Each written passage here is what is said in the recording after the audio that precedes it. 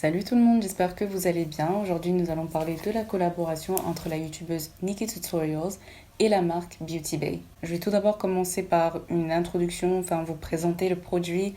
Ensuite, je vais faire une démonstration et à la fin, je vais vous donner mon avis sur cette palette. Tout d'abord, le packaging. Comme vous pouvez le voir, la palette est divisée en deux. On a le côté jovial avec les couleurs pastel. Et là, on a le côté plus sombre avec des couleurs foncées. Elle a expliqué dans sa vidéo qu'il s'agit en fait des deux côtés de sa personnalité. D'ailleurs, on voit bien que la palette est personnelle. Le fard rouge vif placé au centre de la palette est dédié à son petit frère Mikai. Le fard Mr. Tutorials est l'imitation de la couleur des yeux de son fiancé. Et là, nous avons le fard métallique bleu Mama Tutorials dédié à sa mère. Sans oublier les noms néerlandais, nous avons Vla, Basic Truth, Zomer et aussi sa ville Amsterdam. Nous avons 20 fards de 2,3 grammes et ce sont des pigments pressés, c'est-à-dire qu'ils ont une pigmentation très forte. La palette vient avec une petite carte avec des instructions sur comment optimiser l'utilisation de chaque fard. Donc vous avez le nom des fards et en dessous vous avez soit un pinceau soit la forme d'un doigt. Vous comprenez bien, donc s'il y a un pinceau, il vaut mieux l'utiliser avec un pinceau. S'il y a un doigt, c'est mieux d'utiliser ce fard-là avec le doigt. S'il y a les deux, c'est à vous de voir. Et j'ai reçu ce petit truc genre Beauty Bay avec Nikki écrit dessus. Je sais pas trop comment ça s'appelle, mais en gros, c'est les trucs que vous accrochez à votre téléphone pour le tenir comme ça. Je ne peux pas l'expliquer mieux que ça. Dans l'ensemble, vraiment, je trouve que le packaging est super beau. Et j'adore le fait qu'elle ait ajouté ça pour aider les gens à utiliser au mieux sa palette. Et voilà tout, je vous laisse regarder la vidéo et on se retrouve à la fin pour mon avis final.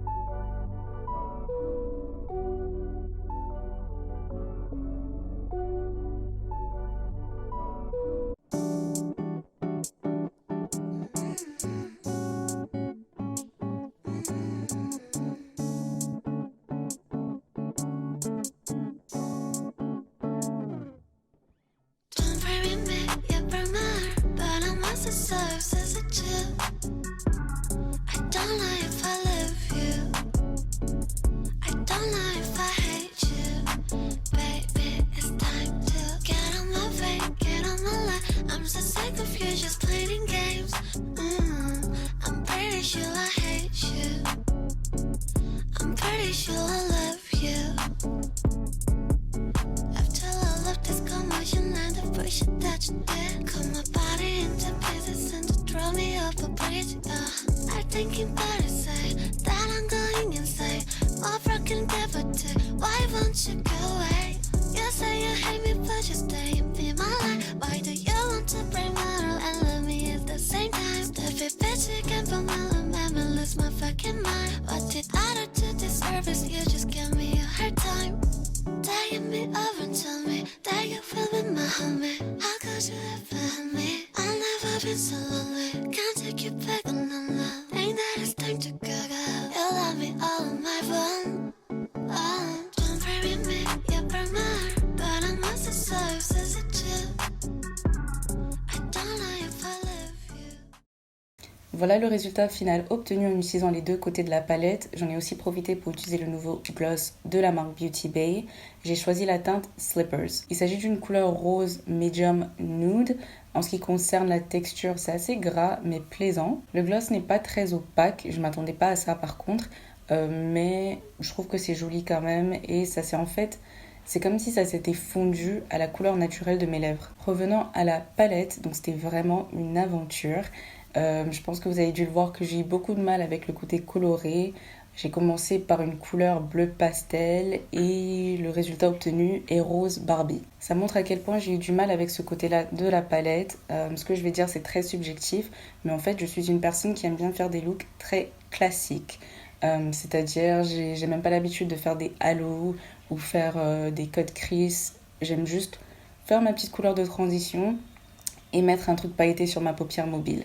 C'est ce que j'aime, c'est ce qui me va bien, je trouve. Je préfère aussi des couleurs sombres et des couleurs neutres. Et donc, tout ça pour dire que si vous êtes comme moi, je pense pas que cette palette sera rentable parce qu'il y aura tout un côté de la palette que vous n'allez pas vraiment utiliser. Je maîtrise beaucoup plus le côté sombre, c'était bien plus facile pour moi, j'avais même pas à réfléchir, je savais ce que j'allais faire avec. Mon opinion en ce qui concerne les couleurs ne retire pas le fait que la qualité est très bien des deux côtés. De ce que j'ai pu tester, c'est vraiment pigmenté. J'ai quand même utilisé une base blanche pour le côté pastel, sinon ça va pas bien ressortir sur les carnations foncées. D'ailleurs, je compte vous faire une vidéo là-dessus très bientôt. La pigmentation est bonne, les fards se travaillent facilement, j'adore leur texture. On dirait du beurre en fait. Et les fards pailletés sont assez granuleux, enfin légèrement granuleux. Et je pense que c'est pour ça qu'ils tombent autant. J'ai eu beaucoup de chutes sur mon visage. Et heureusement, j'applique mon concealer après avoir fait ma paupière. Et je dis ça surtout pour les personnes qui font leur teint en premier et ensuite leur paupière. Faites attention à ça. Quand j'ai vu cette palette en photo, j'étais vraiment attirée par les fards mat sombres. Mais une fois que je l'ai vue en vrai, je me suis rendu compte que ce sont les fards métalliques qui sont les stars du show. De ce côté-là, j'ai utilisé le fard All In. Et là, j'ai utilisé le fard Pride. Mais sinon, il ne s'agit que d'une première impression. Je vais continuer à tester la palette et je vous en dirai plus dans mes prochaines vidéos. Et voilà tout pour cette vidéo. N'hésitez pas à cliquer sur j'aime et à vous abonner si ce n'est pas déjà fait. Et je vous fais de gros bisous.